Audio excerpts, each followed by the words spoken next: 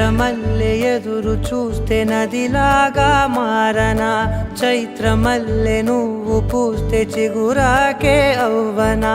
నన్నే వరించి